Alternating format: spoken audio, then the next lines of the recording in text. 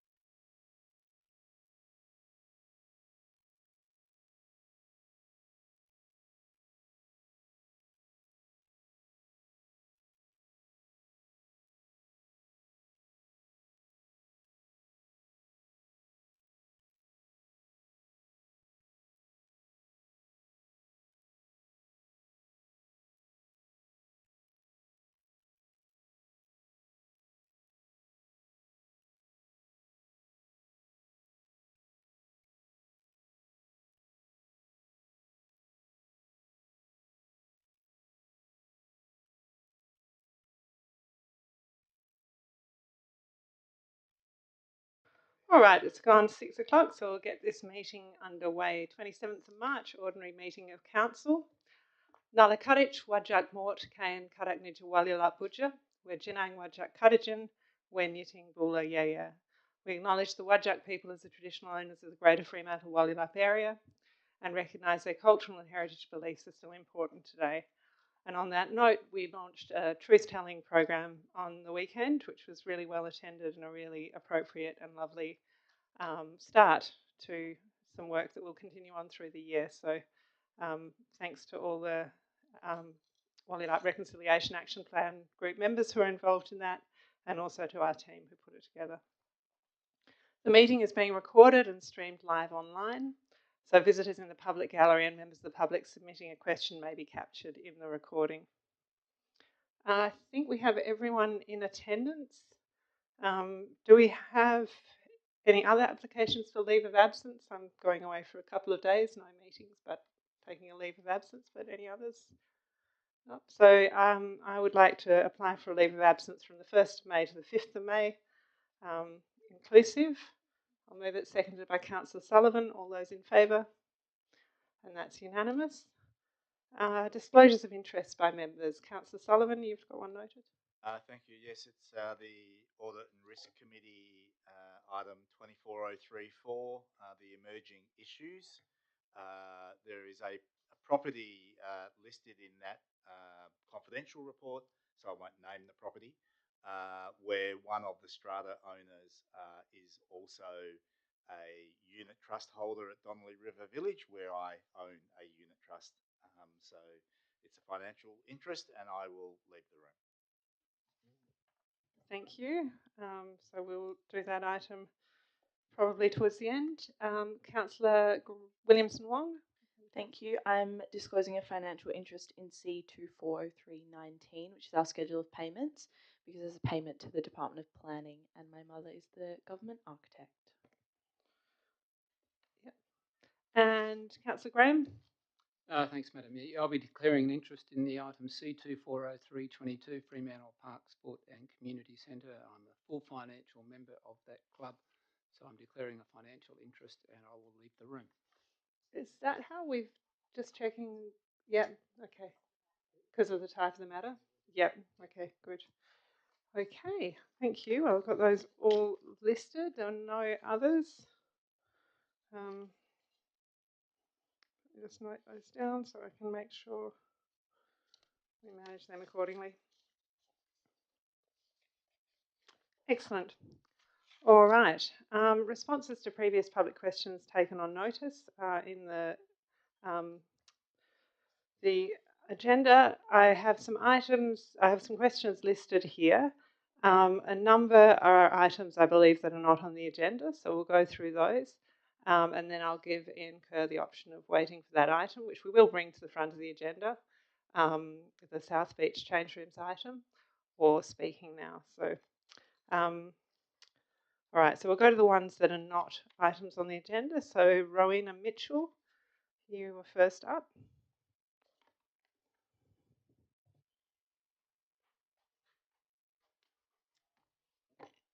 Thank you.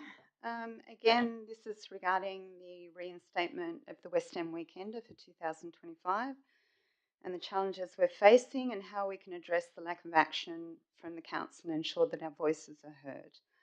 I've got the petition, I emailed it in. I don't know how I actually get this submitted before council. So there's a section coming up in the agenda called petitions and it'll be there. Okay, great. Councillor, thank you. Thanks.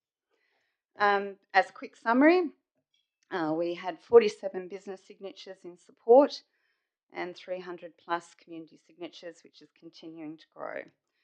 At the last council meeting, the acting CEO responded saying, if the sentiment, this is quoting his response, if the sentiment has changed with traders on the street and that you have information that is contrary to that, we're happy to review that information and meet and discuss as you've suggested and work a way forward. Given the large support for that event that you suggested is there is of course the opportunity to seek other support for funding and resourcing the event as well, so we can help talk to you about that. My question was, when can we expect a review and a meeting to discuss and work a way forward? And I've received an email from Pete Stone this afternoon, so obviously 4th council meeting was the charm, and I'd like to be able to meet with you when you return after the 15th. In addition, I just want to put on record a conversation that I had with Councillor Lang after last meeting. And in summary, Councillor Lang didn't disagree with any of the following points. 1, none of the council members are interested in the issue of having the West End Weekender reinstated in 2025. None of the council members care about what happens with the businesses in the West End. 3, we can continue to come to council meetings, but realistically, there is no point as nothing will happen as no one cares. The Fremantle International Street Arts Festival works autonomously and council has no control over the running of the festival. 5, it's acceptable for FISA to lie to council because ultimately no one on the council cares. And I'm going to call you in a bit on this. This is probably going over the line, so you're attributing some comments or some agreements to Councillor Lang. It's not actually appropriate to do that. So Councillor Lang can speak for himself. I'd prefer you not to attribute these comments that are probably a little bit over the line to Councillor Lang. Right. So if you want to make those statements, feel free, but just to be clear, you can't attribute them to a councillor. I'm just saying he didn't disagree with any of it. That's all. I'm not saying it was just in a quote. Caution that I wouldn't suggest that would be a good idea. All right, and my last comment was that an assessment of the success of the street activity over the weekend will be done after this Easter, but we haven't received any information on how that assessment will be done or how that success or lack of success will be measured, which businesses will be contacted and whether that data collected will be made available to the West End businesses. And last, how can we get our council to engage on matters important to the local community? We need our council to have an impact, create connection, and be of service to the community they represent. The Fremantle community are capable of amazing things, and by collaborating and engaging positively, we can change the world. And I note that I have taken a lot of those words from your site, Mayor. Thank you. Okay. All right, so I understand you have got a meeting coming up in a couple of weeks, so I'm it sure hasn't been can arranged yet, but yes, sure. Pete I'll leave it to you guys to work that one out. Okay, great. Thank you. Okay, the next person is Sarah Cole.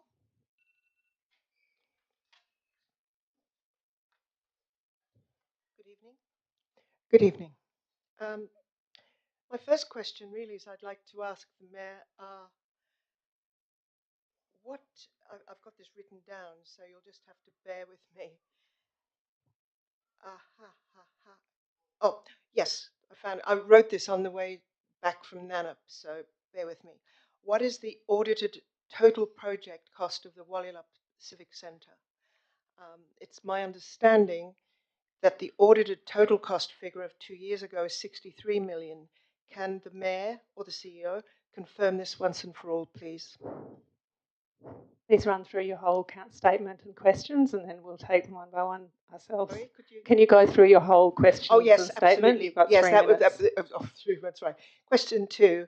To the Mayor, the actual demolition of the South Beach toilets, the actual demolition. The council commissioned Coyne Structural Engineering to do an investigation and report into the concrete deterioration of South Beach Cafe, toilet, change rooms, etc. And on the 25th of March, council received that report from Coyne. The Mayor and Director of Infrastructure then referred to that report as justification to completely demolish the toilets and change rooms. Having read that report, my understanding is that the demolition was not recommended by Coyne. Perhaps you can tell me if this is the case. By Coyne Structural Engineering. On the contrary, it overwhelmingly speaks to remediation, which is fixing things that aren't right, not demolishing.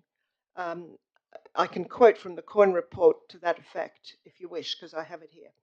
The damaged areas looked severe, but they were localized and can be remediated. That's number 2. So this is my question as a ratepayer. Why did you not consider remediation or fixing the amount of concrete cancer as a cost-effective option? And who decided in council to completely demolish and replace the toilets, etc., instead of remediating? a huge cost to ratepayers that our city coffers obviously couldn't afford. And why did the public not hear of that? Do you understand? Why did we not hear that there was another option to just sort of remediate on that? So that's number two. Number three, and this could have already been asked and answered earlier when I wasn't here. So, yeah. Can the Mayor confirm or deny the rumour that the ratepayers are in fact paying the Hammond legal fees of Councillor Williamson Wong's legal representation currently before the Magistrates Court? Because for me, as a ratepayer, the election challenge is, as I'm sure you understand, about the correct democratic process, not about who won or lost. And I'm sure that the council isn't paying for that, but I'd really like to be able to squash the rumours when I hear them. It's when people say that to me, I'd like to be able to say, that's not true, or yes, it is. Excellent. Okay, so question one, so you can sit down. Thank you. Is we reported on that in August 2022. So I refer you to the minutes from August 2022. We previously answered the question on demolition, why the demolition route was selected, and I will get the CEO to comment on the electoral challenge one. Through the chair, to answer the question, the city is not paying any legal fees for Councillor Williamson Wong. Okay, the next person we have is Elizabeth Megros.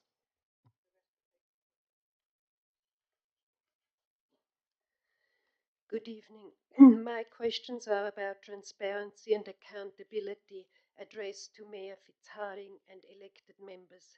They do not relate to tonight's agenda items, unlike one on the last few OCMs when they were clearly referenced to the agenda items. However, one would never know, as the minutes state the exact opposite. 1. The rejection of the annual report. Given it is legislated that the matters to be discussed at an AGM before anything else are the contents of the annual report, and given the annual report remains with neither a consideration by Council nor a reference as a motion in the minutes of the 28th of February. Explain the reason why this motion was treated with in such a dismissive manner. 2. Live streaming and recording.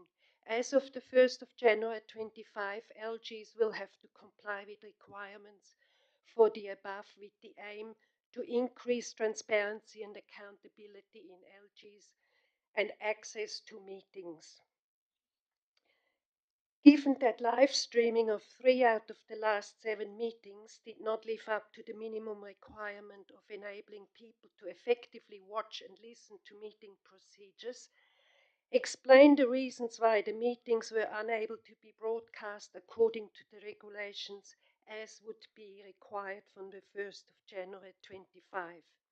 3. What was the improvised recording as would be required from the 1st of January 25?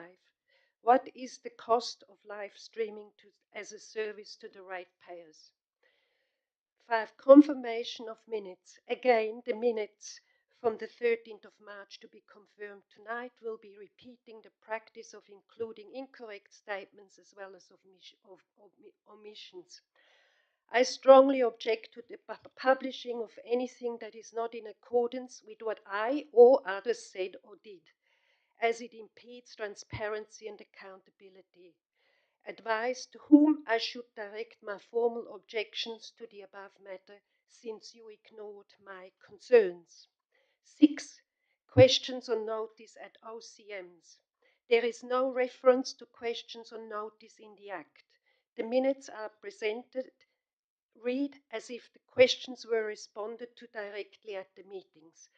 Clarify how the Act relates to questions on notice, and why do minutes not state when questions were taken on notice at meetings. Thank you. Good to see clean windows. Okay, so the first question you asked has already been answered in the minutes. I'll see if the CEO wants to comment on any of the other ones. Just make a quick comment on live streaming. Yes, the Act will require us to provide live streaming as of 1 July 2025. We're not in that phase yet. We do have technical difficulties with the system we have at the moment. We will be reviewing that. That will come at a cost to to the ratepayers, absolutely. We don't know what that cost is at this stage. Minutes are not a verbatim record of a council meeting. They are a summary of what occurs. So whether it be public question time or even other discussion or items raised by council, they are not verbatim. It's just a summary of what goes on in the meeting, and that is all that's required under the Act. Only the formal resolutions of council need to be taken down word for word. You'll notice that if you read the minutes of tonight's meeting, we will be saying where we take questions on notice, but in the next agenda we answer them. That's how the process has always been undertaken. Thank you. And Helen Cox?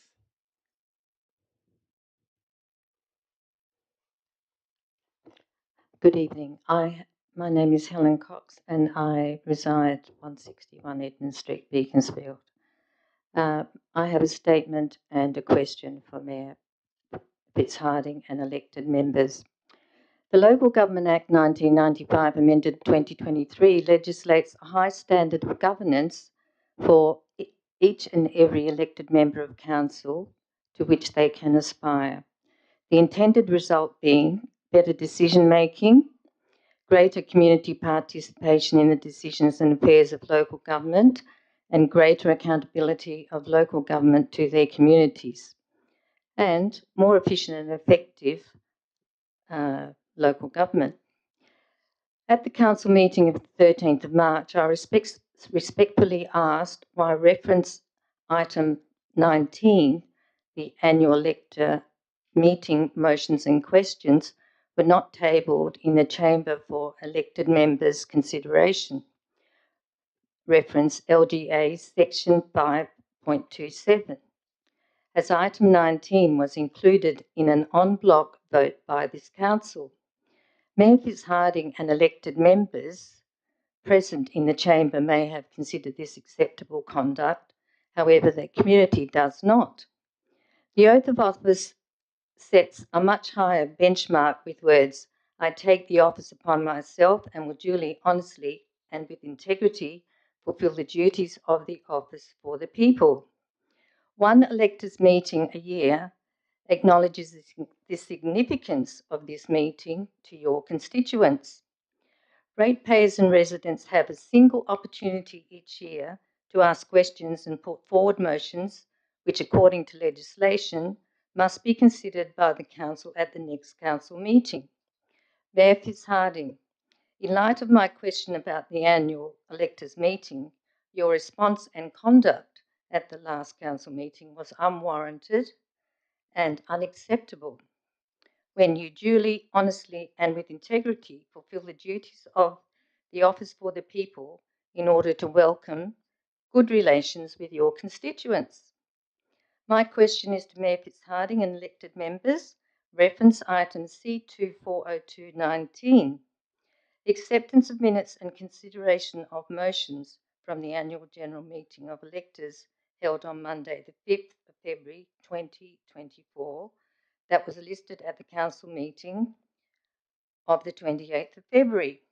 Respectfully, will item C240219, annual electors meeting, be revisited and a motion tabled in chamber at the 10th of April council meeting for the consideration of each motion and question by elected members and be followed by a vote? Thank you. There is no mechanism under the Act for that to come back to us, given that we've already dealt with it. All right, Ian, did you wish to? We're going straight into that item, so you may. Yep. Okay. No worries. So we have a petition, Councillor Lang. Yes, I've received a petition which states bring back the annual West End Weekender at Fremantle International Street Arts Festival. There's 283 signatures on this one. It's a digital copy, and then there's another hard copy, which is reinstate the West End Weekender. It's signed by businesses. There's two in the one. Thank you, Councillor Lang. So that's tabled. Now, do we have any? We don't have any deputations or special deputations or presentations I'm aware of. Nope. So I will ask for someone to move that we confirm the minutes. This is an easy one. Councillor Lorber, seconded by Councillor Williamson Wong. All those in favour? That looks unanimous. Do we have any elected member communication? No? I'd like to welcome some of our change makers who are in the gallery tonight. I don't know if you came back after the last one, but if you did, you've got a lot of stamina and I'm impressed. We have no planning reports, so I'm going to suggest that we go straight to the South Beach Changed Facility. So Ian, you had a question or statement on that one?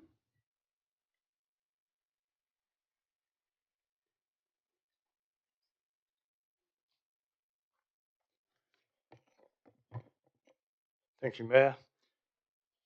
On 26th of October 2022, Council voted to, and I quote, approve in principle the South Beach facilities schematic design and request the CEO to establish a reference group with the CEO having delegated authority to approve the final design. That was the last design the community has seen, and until the additional information and plan posted yesterday evening. Now this plan, this latest one, is very significantly different from that signed off by Council on the 26th of October 2022. And I'm somewhat perplexed that the reasons given for the changes are word for word the responses, not yet published in the agenda or the minutes, to questions I asked at the 28th of February and 13th of March Council meetings. I'm inevitably forced to wonder whether this information would have become public without those questions.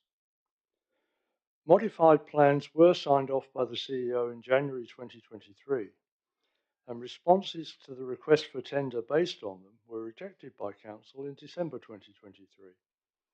Council's resolution stated that, again I quote, Council review the building design proposal to address affordability and, where practical, allow timelines similar to the current delivery forecast and re-engage the market. This did not say request the CEO to do so, but that Council will do it. Yet tonight's agenda report simply says that, quote, officers revisited the building design proposal, re-evaluated the costs, and officers then engaged the market under an RFQ process.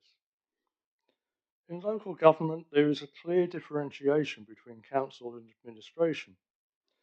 And my experience is that if council expects the CEO to do something, the resolution must specify this, as indeed the original resolution of the 26th of October 2022 did. Moreover, if council is to have a role, decisions should be transparent and duly authorised or confirmed in formal council, not in informal discussions. Project design and specifications have been modified at least twice without council having been asked formally to approve changes or the community being made aware of them. And the administration is now seeking to modify the project even further. The authority granted to the CEO by tonight's motion is limited only by two things. One is the budget, and the other is a maximum reduction in building footprint of 30 square metres. The original floor area approved by Council on 26th of October 2022 was 243 square metres, so the reduction could be up to 12.5%, surely enough to have a significant impact on the range of facilities or their functionality. Given the long-standing community interest, I believe it would be appropriate and indeed courteous for details of what is ultimately approved to be publicly available. I request, therefore, that the recommendation tonight be modified to make signing of a contract subject to final approval of the design and specifications, including materials and timelines, by Council, and a requirement to actively inform the community of designs, timelines and progress. Thank you. Thank you. All right, councillors, we will I'll look for someone to move. I think the proposed amended officer's recommendation is where we'll probably start. If someone's happy to move that. Looking for my coastal ward councillors. Does anyone want to? Councillor Sullivan, and seconded by anyone? Councillor Moughlin. Thank you. Councillor Sullivan, over to you to open. Thank you, and I acknowledge the comments that Mr. Kerr made, and I tend to agree that our communications of the multiple proposals that we've had over a number of years probably could have been improved. But I also note that I guess the process was trying to be fast tracked at the time, and perhaps that was overlooked. But I think we could improve the way we communicate the sort of changes that have been made. Having said that, I think the changes that were made, which were done through an extensive working group process,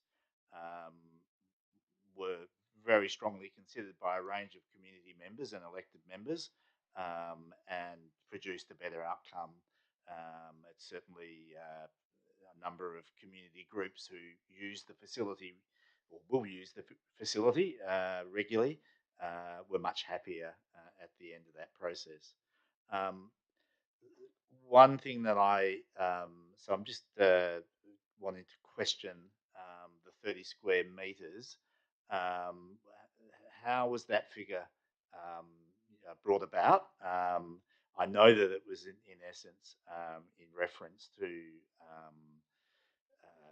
the potential loss of one of the smaller rooms in the middle of the building, but I'm not sure that they're actually 30 square metres. So perhaps if I could just seek that clarification before I move on. Director of Infrastructure. Thank you, through the chair. Yeah, it related to the potential omission of part or whole of one of the UATs or the family change areas in the centre of the building. Thank you. You just confirm what the square meterage of one of those is, though. It's 2.7 metres wide by about 5, so that makes about 15 square metres. So is that figure a little bit inflated? Yeah, I think if you think about just the size of the facility in the room, then you expand that across the width of the building. Yeah, so I understand that. So it includes obviously the breezeway gets shorter as well. The roof gets shorter. Okay. So that's really what you're referring to. It comes from the 30 square metres would be a maximum of one of those smaller middle sections. So yeah. Good to clarify for ourselves and the public. This has been a hard process, and obviously we're in the middle still of a tender process, so it's really hard to talk about all aspects of this publicly. And I appreciate the frustration that is coming from the community by not being able to be completely included in the conversation. But I have been trying to reassure members of the community that it does feel like we are at a point where there is a very strong probability that we will be able to deliver what is in this drawing in terms of the spatial arrangement, and that if that is, and that most of the changes that will be needed to get it to the sort of budget level that I know that the staff were really trying to say that's value for money if we can get it to that level, that hopefully with the physical changes of materiality and construction techniques and the like, that will eat the lion's share of the amount of money that we need to save, and that there will be hopefully not a need to eat into that square meterage, and therefore not a need to eat into the functionality of the overall building. And if what I want to do is reassure people that, I mean, if the information that I understand, if that's sort of at the 90% likelihood that we won't need to do that, then the amount of money that we would be talking about is probably something that the CEO with the delegated authority would either find the slight extra resources or come back to us with a conversation about whether we should do that or not. So it does feel like it will come down to a very small amount of money if there is an issue, and I would hope that common sense would prevail and that we would keep the full functionality of the building if that's where it comes to. So I think the recommendation is pretty sound. I think Councillor Williamson Wong has a minor amendment to make it a little bit more of an opportunity to explain to the community at the appropriate time, because obviously being a tender, it's not a sort of open conversation all the way through. So I'll leave it at that and thank the staff for putting so much work into trying to get this delivered at a fair and reasonable cost for the community. Thank you. Councillor Williamson Wong. Thank you. Yeah, and echoing what Councillor Sullivan has said, I feel very confident in our staff for negotiating the plan that we have agreed on already, and confident in delegating the authority. But I am keen to formalise some communication with the community. So proposing a minor amendment, I would have presumed under parts or subsections A, B, and C. It'll be a part 4. Part 4. Words to the effect of that we will actively update the community of the finalised design proposal and development timeline. I think that probably is not the one that we... Okay, great. No worries. Do you want to speak to that at all while we're getting it up on the screen? Oh, actually, I'll get a seconder. I think Councillor Sullivan has seen it's happy to second. So, yep. Great. Do you want to speak to that? I'll continue on. I think adding in this minor amendment is important to demonstrate to the community that we will be proactive in our communication on this project. It's obviously come with a lot of history way before my time as well, and it would be good to make sure that the community knows that they can hear from us about that finalised design proposal, the development timeline, and kept updated really just to formalise that process of communication. Thank you. So, anyone further on the amendment? Nope. Councillor Mofflin on the amendment? Yep. Yeah, I'll speak to the amendment. And yeah, I'm happy to support it and also fully support the officer's amended recommendation. But to pick up on some of the conversation earlier, I think the community expectation is that we get on and build the toilets, change rooms, and that they're functional and are fit for purpose. And that most people would expect that as a council we would design an adequate facility. So whilst it's important for us to communicate what that design proposal is, I think most people who use South Beach couldn't actually give a damn what it really looks like, but as long as it's meeting their needs when they're down at the beach to use a toilet, use a shower, and to be able to change their kids when they need to, I think that's the most important aspect to this. So the development timeline, I think, is the most important part for us to communicate. Thanks, Councillor Mofflin. Anything further on the amendment? Councillor Thompson? Could we just put the words when appropriate at the end of that line? Are you, Councillor, comfortable with that, mover and seconder? I would prefer that we didn't have those words. I feel that the intention of this amendment is really that we're active in that communication and that it will happen when, it will happen when appropriate. But I think the intention is that it's not an afterthought. So I prefer not. Okay. All right, so I might put the amendment to a vote. All those in favour? And that's unanimous. So back to the item as amended. Any further speakers on it? Councillor Graham? Oh, yeah, thanks, Madam Mayor. Look, I just can't let the moment pass being the only councillor who didn't support going down this path back whenever it was. I said at the time it was just far too expensive. We should go and rethink it and look at the mess we've been in ever since. But anyway, I'm also the sort of councillor that will support moving on tonight, and I'll support the amended recommendation. Councillors? I'd probably add to say, it was a process where we did have a rethink, and we're coming back with some slightly more reasonable figures, and very much hope that this means that we'll have a contract awarded as per the minutes, by the middle of the year and get cracking, which I think is really where we all want to be, much to Councillor Moughlin's point.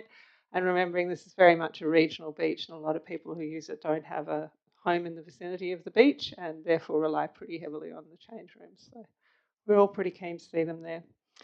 All right, if there's nothing further on the item, I'll put that one to the vote. All those in favour? That's unanimous. Thank you, councillors. I'm going to go, I think, back to the order of the agenda, which takes us to Bathers Beach next. So we've got an amended, proposed amended officer's recommendation on this one as well. I'm happy to move it if no one else wants to. All right, I'll move that. Seconded by Councillor Archibald. All right. It's the amended, proposed officer, amended officer's recommendation. And I guess really reiterate that there are a number of reasons why we see Bathers Beach as a real opportunity. We did get feedback in the report that I would prefer it to be at the beach that I prefer swimming at. But I think one of the things that's really clear about shark barriers is, so enclosed swimming areas, is that they attract a lot more people to those beaches. So you're not catering to an existing beach population, you're catering to a population of people who currently do not go to the beach and swim. So I think when we've been looking at this, there's been a real challenge in terms of, well, that's a popular beach, but does it need to be any more popular? Do we need to attract any more people to some of those beaches where we already have existing parking and other challenges? Parking was raised as an issue at Bathers Beach. Recently, the TAFE car park has been opened on weekends, so it's obviously not used by the TAFE students on weekends, which is in the very close vicinity to Bathers Beach, and actually was well used on the weekend during the truth-telling launch event. So it was a good demonstration of kind of how we can get a few more people parking in the area. And obviously it's 10 minutes walk from public transport as well. But we do know that people want to bring their cars to the beach, so it's welcome that the TAFE car park is now also available there. The grant funding, I think it's, certainly the intention is to ask for the full amount. There is no cap effectively on the grant funding. It's go and ask the government and the minister for grant funding. But certainly we will ask for the full amount. I think there's no reason not to. And I'd also note that for the operational budget, there is the offer of a contribution from the business community, which I think we obviously would need to formalise following the adoption of this report and an understanding of where the capital is going to be funded from. So the officers have done a lot of work on this, really appreciate it. I'll leave it to the North Freo folks to talk about the North Freo aspect of this, but I mean, I think that might be a really great year 2, year 3 project. So over to anyone else. Waiting for a name to come up. Councillor Archibald. Thank you. Sorry, it took me a minute to work out I had to press the button.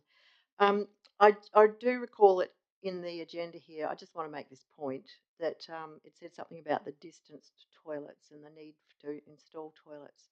So I measured how far it was from the midpoint of the South Beach, Dog Beach, to the toilets, and it's 444 metres.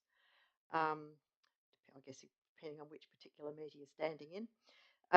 But for the midpoint on Bathers Beach to the Arthur Head toilets, Arthur Head is 182 metres approximately, and the Esplanade toilets 273. So I kind of feel like we don't need to rush into that discussion on the strength of how far it is to get to the toilets. I'm also I will support this tonight so it can progress, but I just sort of feel that I'm beginning to feel like the whole issue of managing shark nets, managing sharks is something that is fraught. But we'll proceed and see how far we go with the funding and various things like that. Thank you. Councillor Sullivan. Thank you. And rather than sort of spending lots of time talking about toilets, because we seem to be locked in on that at the moment, but the reality is when I'm at the beach and I want to go to the toilet, I want to basically stay in my, board shorts or whatever and walk to the toilets and not have to walk through the city centre or a car park or whatever to get to it, which is the case at Bathers Beach. You kind of like go into the public realm and you're outside of the foreshore reserve, if you like. So we will need to build toilets there. We needed to build toilets there anyway. The proposal that was put before council, I think a decade ago, realistically should have gone ahead at the time, is my opinion, and I'm very disappointed that it didn't. I think we need them there anyway. But I do have, as was expressed at the last council meeting, where I did not support the recommendation, concerns that while the idea of activating the West End and activating Bathers Beach and all of that area is a very obvious thing for us to do. It's good for business. It's good for the public realm. It's good because there's lots of cultural opportunities down there, heritage and the arts.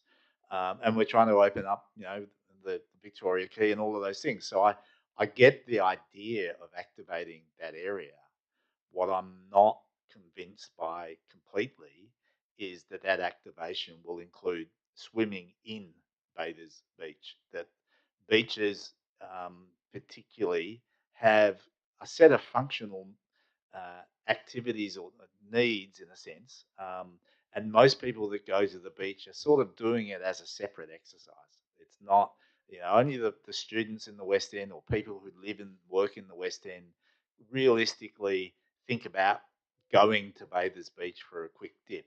But the idea that the greater population in the hinterland would go to Bathers Beach for a swim is both challenging for me and fraught, as Councillor Archibald said, in terms of how we would manage that. If we had, of course, a rail system that actually serviced the hinterland, that might be a different matter, but that's not even on the horizon. So I am concerned, and I think in many ways, I know South Beach came, top of the list in a sense. It logically was up there. I know the reason that we, was recommended by elected members not to pursue that, because it is, again, challenging to say, well, what if we got a 30% increase in the number of people attending South Beach? It's already problematic at the height of summer. So, it's a challenge. And that's where I start going, we really should be doing coastal planning on a regional basis. And, we simply in Fremantle, with our foreshore reserve sizes and our accessibility, it is difficult south of the river to provide a regional facility at any of our beaches. At best, South Beach is a district facility. There are plenty of areas north of the river and south of the river beyond Fremantle where the reserve areas are larger, and that's why the one at, in Coburn is a great facility and well used because they have the space just by the nature of the history of development down there becoming much later. They have the space to be able to accommodate the needs of a regional beach. We have that at Leighton Beach because the community fought for it. We hopefully will have that at Port Beach because the community is fighting for it, and hopefully we'll have that in the future Fremantle opportunities. And maybe in those ones we'll get an ocean pool. I don't know. So I do have reservations about this, and I won't support it. I'll be consistent with my vote last time. And at the end of the day, I certainly wouldn't support council spending its own money on providing something like this, because I see it as a regional facility, and it is something that the state always jumps up and down about whenever there's a situation, and they should also be the ones that pay for it. But at the end of the day, I fundamentally believe that the protection of swimmers is kind of the wrong the wrong issue. The majority of people who are unfortunately attacked by sharks are adventurous people like me who put on a snorkel and go cray hunting on reefs or surf or scuba dive with a spear, a spear in their hand or the like, or do long distance swimming. And none of those things get done inside a safe swimming area. Even the swimming that I do at the beach, at the moment, wants to go not from groin to groin.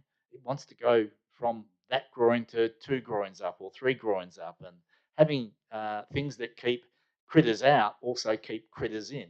And this critter doesn't want to be kept in it, So you end up swimming outside the barrier, and so the people that are the risk takers are still going to be the risk takers. But I know I'm not going to convince my colleagues on this, so I'll let you make your decision. I just won't support it. Thanks, Councillor Sullivan. Councillor Lorber? Yeah, I wasn't going to really say much on this, but I just think I might just want to point out. I appreciate the comments from councillors so far, and I do understand the fraught nature of trying to, deal with nature and such a force of nature that is sharks. But personally, I feel like this is the right location for this potential shark deterrent device, because it would provide a location for parents to say to bring their kids, knowing that their kids can have a safe place to swim. I'm of the view that when you take a swim in the ocean, and when I think of the ocean, I think Port Beach or South Beach or CY O'Connor or any of those places, you do so with a risk. If you go out on a hike in the mountains, you're doing so with a risk. I also really am pleased to see that we're going to further investigate Harvey Beach, because I wouldn't think that a shark would come down me in the river. So I think it's worth it for us to try to see what we can do in that kind of environment. But Bathers Beach is a very secluded beach, and I think it will provide some safety and some certainty for mostly I'm envision parents coming down and having a meal, letting their kids have a safe place to swim, have a great day at the beach, a few hours at the beach, whatever. And for those that don't necessarily feel that their children or they themselves need that, we have plenty of other wonderful beaches for people to go swim. So I'm excited to see this progress, and I wish the CEO all the best of luck to get as much funding as he can. And I'm very happy to be supporting this. So thank you. Thank you. Councillor Lang? Thanks. I wasn't actually going to say anything on this item. I've spoken on it a few times, but I know that some of my coastal ward neighbours are coming here tonight to maybe listen to this item, and I know there's been a fair bit of talk about it on social media. I've been a really big fan of getting something like this at Bathers Beach for a long time, even before we had this opportunity through the state government funding. It's been on a list of mine, and I've spoken about it in past budget meetings with my colleagues. And I just wanted to clarify why I would prefer to have, just for the people in Coastal Ward, I see you guys at the beach most days, and I swim at the beach. It's parking has come up, and I acknowledge there's parking issues in both locations. I've kind of taken that out of my decision-making matrix for this item. The Fremantle train station is a 10-minute walk to Bathers Beach, and there's buses, and we're right in the middle of town, and there is actually a lot of car parks in the middle of town that people could park at to get to Bathers Beach. So I've taken parking off the table. For me, the main thing is not about. I don't know whose that is. We're working it out. Just pretend it's not there. Yeah, it's not about where people are going at the moment. It's more about where do we want people to go. I think a lot of my colleagues have reiterated that. If we can create Bathers Beach as a new attractor for new people to visit Fremantle, if we've got people that are parking in the middle of town that will maybe get lunch somewhere else or go shopping, grab a pair of shoes with their family, whatever it may be, and go to the beach, it's a really good economic development outcome for our city. And that's going to be a great thing for downtown, our businesses, and for Bathers Beach, which is a gorgeous beach that I do swim at quite regularly myself. Encourage anyone to go down there. It can be a very nice beach, and at the moment it's very quiet, but I don't expect it will stay that way for a long time. The other opportunity as well is the activators, such as the inflatable toys that you see at other beaches around WA. We could have those at Bathers Beach and perhaps not at South Beach, and that's going to attract a whole new range of people to Fremantle and Bathurst Beach. So parking wasn't a decision for myself. It's more about where do we want people to go in the future. And I think Bathurst Beach can be a real gem for our city and bring more and new families to Fremantle. Thank you. I think we found the source of the noise. Fingers crossed. Councillor Thompson. Thank you, Madam Mayor. Yeah, look, I guess what's missing from this is I actually agree with Councillor Sullivan. Why was this money put forward? Well, it was put forward because of 2 shark attacks. Where did those 2 shark attacks happen? They happened in the Swan River. So while we can fudge around with the language saying, safe swimming spots, the money was put up because of shark attacks. As far as I'm aware, I'm not aware of sharks ever being sighted at Bathurst Beach. Certainly, this summer there have been 3 times when I've gone to Leighton, and this is not an argument about one or the other. I realise you're going to go with Bathurst Beach, but let's be clear about this. 3 times this summer that I'm aware of, Leighton and Port have been closed because of sharks. There has been a fatal shark attack at Port Beach. So I find it very, I'm conflicted because I actually like recommendation 4 because that, to me, is actually what the money is designed for, to provide a safe swimming space where it is likely that where shark attacks have happened. Bathurst Beach is not the place. So I'll support it. I'll support the recommendation because I don't want to fiddle around with it. But I think the points that Councillor Sullivan has made are very good. Councillor Van Dawson. Thank you, Madam Mayor. I will be supporting this item. I just wanted to briefly thank the officers for their reporting and council for responding to the community request for further investigation to be undertaken at Harvey Beach. So as everyone knows, there's a very strong community push for a shark barrier there, and yeah, I'm getting a lot of feedback from the community on that, given the shark attack was in the Swan River. So just wanted to thank the officers and thank council for progressing it, and yeah, I'm pleased to see that there'll be something coming up for budget consideration to progress community consultation on the matter too. So thank you. Thank you. Do we have any further speakers? Yeah, thank you. Councillor Kamada. I'll make a brief comment. Yeah, look, it's really good to hear all the points of view. This is obviously if you do surveys on this type of matter, you're going to get such a diverse range of opinions. And I do think that from the great work that the officers have done, Bathurst Beach is, I believe, probably the best choice. I agree with Councillor Lang's assessment that it will be a little gem that will attract people to the city, but not only locals. As you know, we become a destination, for people from all over Australia and around the world. It's going to be really nice to have this type of a attraction, right in our city. So I think that's very important. And also, as we grow the numbers of people living within Fremantle, to be able to walk to a beach that offers that peace of mind in what we're proposing, I think it's a really good thing for the city. So I'll certainly be supporting that, and also keen to see the investigation into Harvey Beach. So thank you. Thank you. I guess probably just then in closing, if there's no other speakers. Yep. I mean, obviously the first shark attack that we had in recent times was at Port Beach, and I think that is actually, from my recollection, when we started saying to state government that it would be quite good to have some protected swimming areas. But I think the other distinction to make with Leighton and Port is that they are patrolled on summer weekends. They're patrolled beaches by the Surf Life Saving Club, so you do have that kind of additional level of monitoring. And they also have the shark alert monitoring systems installed there, so we do have a little more protection over those beaches. Obviously, that's for surf as well and some of the other risks associated with those beaches, whereas Bathurst is much more protected and is less kind of risky, I guess, from the other hazards of the sea.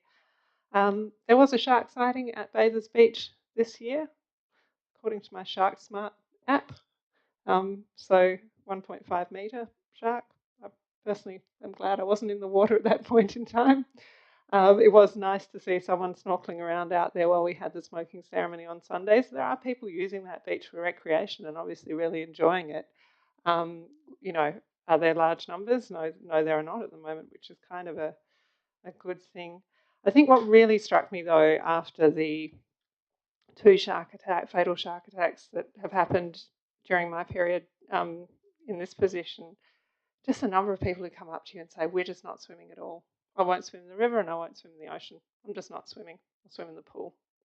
And I think those are the latent market, if you like, that we're trying to attract here. There are a whole bunch of people who are just not getting in the water. So it's not that they're risk takers or not, it's just that they will not get in the water unless they're inside an enclosed swimming area.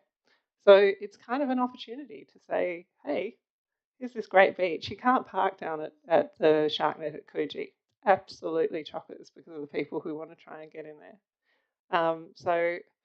I'm glad it sounds like a number of people will be supporting this, and hopefully we've got a compelling case to go off to the state government and say this would be a really good investment for you guys. Right, I might put it to the vote. All those in favour? And against? That's Councillor Sullivan against, and it's carried. Thank you. Okay, that's going to take us to endorsement of the draft strategic community plan. Someone want to move the officer's recommendation? I've got a fairly minor amendment up on the screen, but Councillor Lorver, one of our working group members, and maybe Councillor Archibald would like to second it. Excellent. On the plan, on the item, just yep. All I wanted to do was make sure that in the item we did acknowledge the community, so and the significant contribution that the community made to developing this plan. So it's up there on the screen. Do I have a second of that one? Councillor Sullivan, thank you. Anything on that? All right, so I'll put the amendment. All those in favour? And that's unanimous. Back to the item as amended. Councillor Archibald. Thank you. Look, I know that people have waited quite a while for this document to come back. I was part of the committee that worked through the process from time to time. A lot of the process did happen a bit outside the committee as well, which was fine. But I do hope that people thoroughly look at this document. It's a 10-year plan. We want it to be short and succinct, which means that words are very important. So, and the intent of words are very important. So I will be spending some time having a good look at that. Do the words work for us, rather than holding anything up at this point.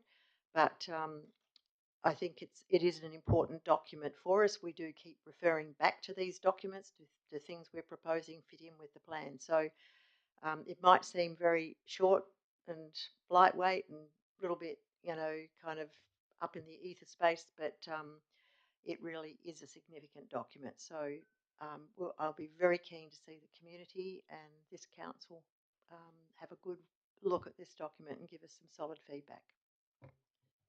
Thanks, Councillor Archibald. Councillors?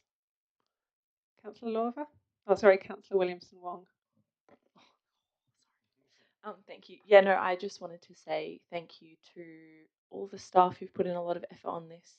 I'm really excited to be here for this big document. I love measuring things in Jemimas, and I will be 31 when this expires. So I think it's good to remind myself of how lasting that document will be, and yeah, excited to see the community get to have a look at it and all the work that's gone in. So thank you to everyone who's put work in. Thank you, Councillor Lorver. Yeah, well, I just wanted to kind of echo some of the earlier comments, and it's great to see this document finally going out to get the final tick from the community. There was a great amount of work that went into making this happen, and a lot of staff put in a lot of effort and time, and some of them are here tonight, and some of them are probably at home resting.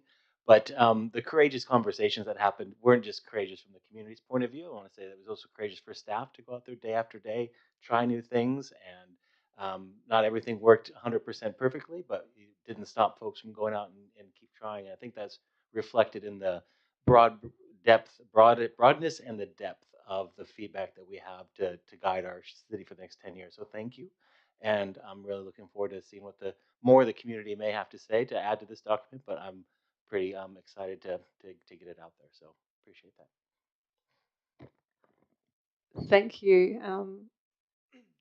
No other councillors? I guess the only other thing, Councillor Van Dawson? No. Yes. Sorry, I didn't realise there was no one else lining up. Yeah, I just wanted to thank the officers for their work on this and the extensive engagement undertaken. It was, very impressive, and the genuine engagement and the extent of it and reporting come together. I'm really happy with this draft strategic plan finally coming out for comment, and I hope it's well received by the community too. That was all. Thank you. You, Councillor Lang? Yeah, same thing. Well done to the team over there. I've seen you working very hard for many months. Well done. All right. So I'm going to kind of echo that, but in a slightly different way. I mean, firstly to Carvey and with Amy and her team's support, there were a couple of things I really want to acknowledge that Carvey did, which was kept us very accountable as a group when we were developing this plan. And there were 4 things we kept asking ourselves. And if we forgot to ask them of ourselves, Carvey would ask them of us, which was a really great thing. Be responsive and relevant, go to the community, be where they are, be visible and accessible throughout, conduct quality conversations. And I think if you set metrics for yourself like that for the process and hold yourself to account, that's how you get to this really great outcome. It's always hard when you have these huge, big conversations with lots and lots of people, and then you have to distill it all into a plan in kind of government speak words. I think that's probably been the hardest part of it. I don't know if it was the hardest part of the process. For me, that would have been the hardest part of the process. But there's been really great efforts into giving some of the colour and life through imagery and through quotes from the community to bring that sense of what was that process actually like back into the document. So I want to acknowledge that was a real strength.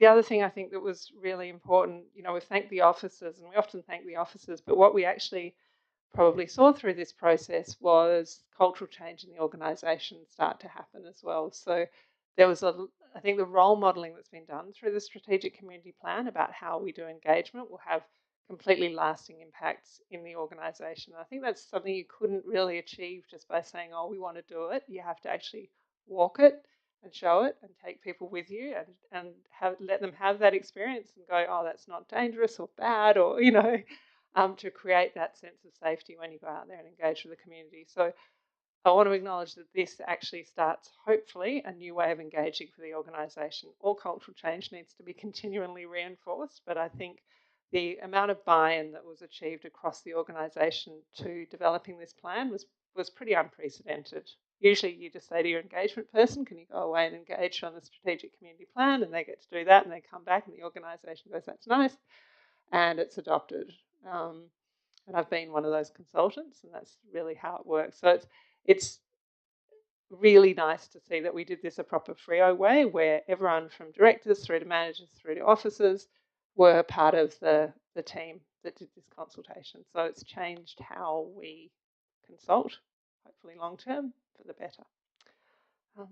That's probably enough. I think we could put it to a vote. All those in favour? That's unanimous. Look forward to some good public comments. Okay. We're on a proposed partial public road closure. Sounds much more exciting than it is. Do we have someone to move this one? Councillor Lorver, seconded by Councillor Williamson Wong. Any discussion on this one? It's boringly straightforward. All right. All those in favour? Councillor Lang. Thank you. Yep, good. That's unanimous. Thank you.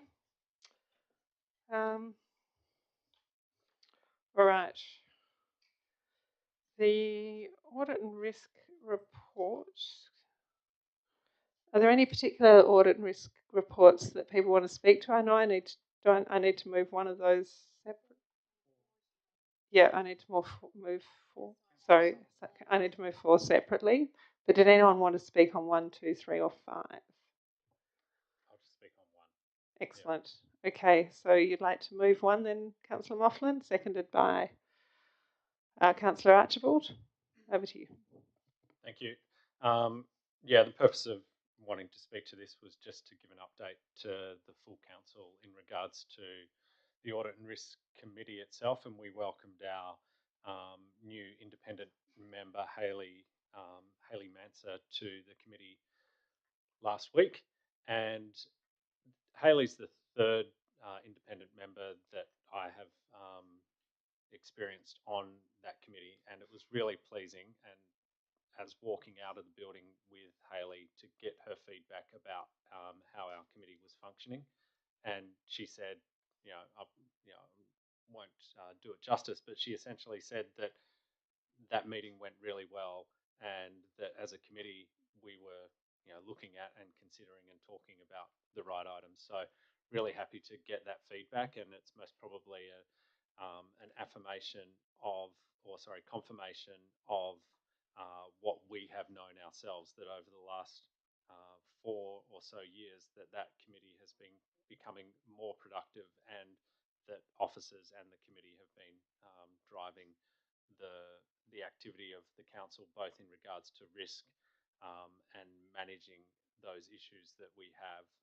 in the right direction. So thanks to everyone who's contributed to that over the last few years, and some of the work that Director Hammond presented that evening as well really gives me some great confidence that we've got our head around the work that needs to be done to ensure that we are managing those issues and improving as we go. So yeah, it was a really pleasing outcome. Councillor Thompson.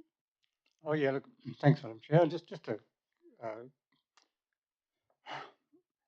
I suppose to reinforce what Councillor Mofflin just said, and perhaps there's not too many councillors around the table now who actually remember that it wasn't that long ago that local government was only required to have one audit and risk committee a year.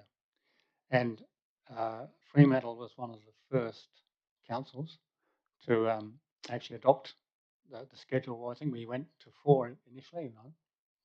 I forget what we have now. But also we were one of the first councils to appoint an external member to the Audit and Risk Committee. So I think we actually, from memory, certainly in our region, we were the second council after Melville. So I just wanted to reiterate what you said, that there has been a process of improvement over a number of years, and I've got to say that our officers have always been very keen, as indeed you've noticed, Frank, to take on any improvements to the Audit and Risk Committee. So it's one of those committees that for many years was overlooked, and I think now is really hitting its stride. So thanks to all the work you've done for it. Thanks.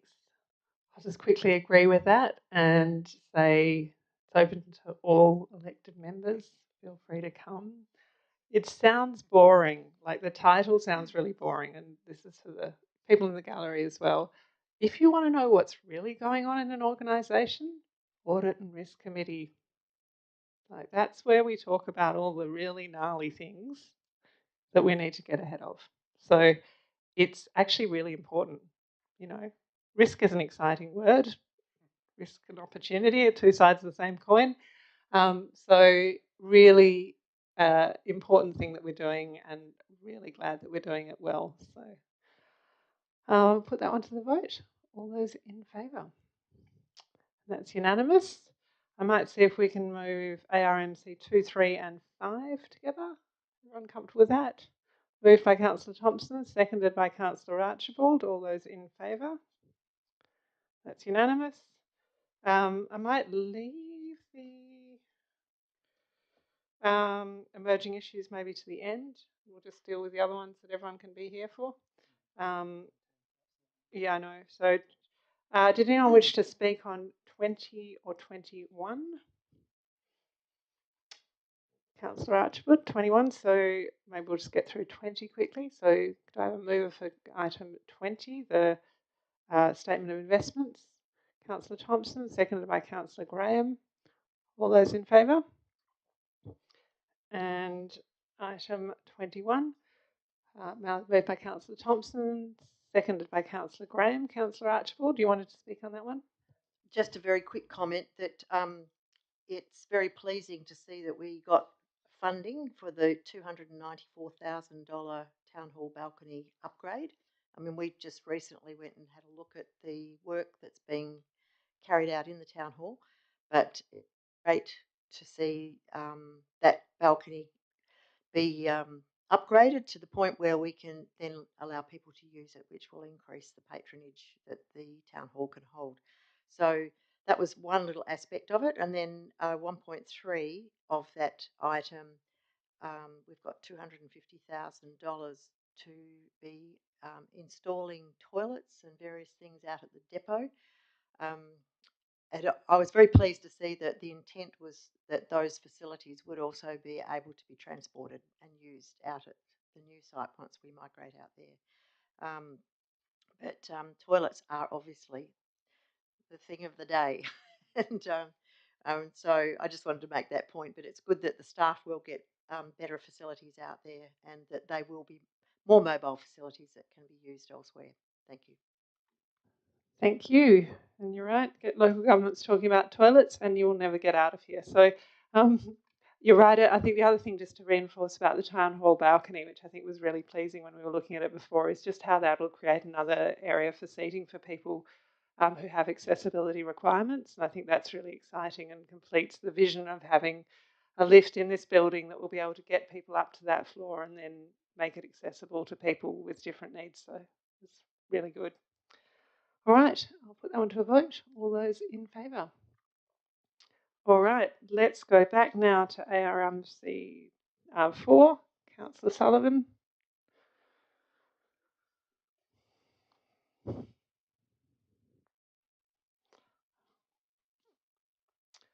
right, I'll get someone to move the emerging issues report. Councillor Archibald, seconded by Councillor Graham. Any debate? Just for the sake of while Councillor Sullivan's out? No? All right.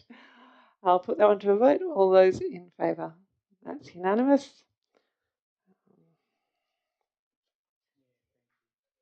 Yep.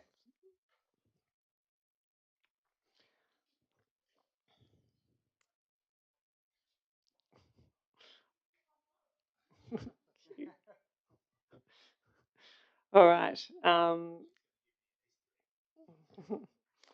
I'll get someone to move the C item 19, schedule of payments. Councillor Thompson, and seconded by Councillor Kamada. Any discussion on this one? Okay, I'll put that to a vote. All those in favour? And that's unanimous. All right, that takes us to the end of the public agenda. I think we no motions of which previous notice have been given, no urgent business and no late items. So that's going to take us to confidential business. Sorry. So I'll get someone to move that we go behind closed doors. Councillor Sullivan, seconded by Councillor Thompson. All those in favour? That's unanimous. I'll turn off the recording and kick you out. You can have